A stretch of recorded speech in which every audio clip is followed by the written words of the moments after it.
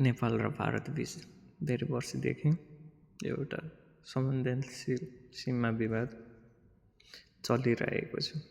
त्यो हो लिपुलेक, कलापानी र लिम्बुधुरा क्षेत्रको विवाद। नेपालको दाबी अनुसार सन् 1816 को सिङ्गोली सन्धिमा महाकाली नदीलाई पश्चिमी सीमा मानिएको थियो। नेपालले भन्छ महाकाली नदीको वास्तविक मुहान लिम्बुधुरा हो, त्यसैले लिम्बुधुरा, कालापानी र लिपुलेक नेपालकै भूमि हुन्। नेपालले पुरानो नक्सा, ऐतिहासिक दस्तावेज र सरकारी अभिलेखलाई आफ्नो दाबीको आधार मान्दै आएको छ। यसकारण नेपालले सन् 2020 मा नयाँ राजनीतिक नक्सा जारी गरेर यी क्षेत्र समेटेको थियो। तर भारतको दरमा फरक छ।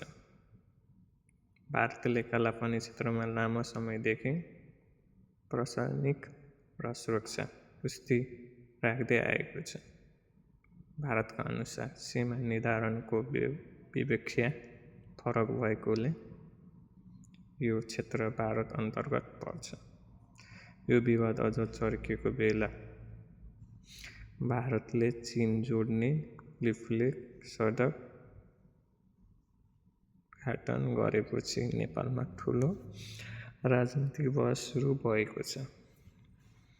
तर महत्त्वपूर्ण कुरा के हो भने नेपाल र भारत दुवै देशले यो समस्या वार्ता र कूटनीतिक माध्यमबाट समाधान गर्नुपर्ने बताउँदै आएको छ। यो केवल भूमि विवाद मात्र होइन, यो राष्ट्रिय स्वाभिमान र इतिहास र भू-राजनीतिक महत्त्वसँग पनि जोडिएको विषय हो। अन्तिम समाधान भने इतिहास, प्रमाण र आपसी समझदारीबाट मात्र सम्भव छ।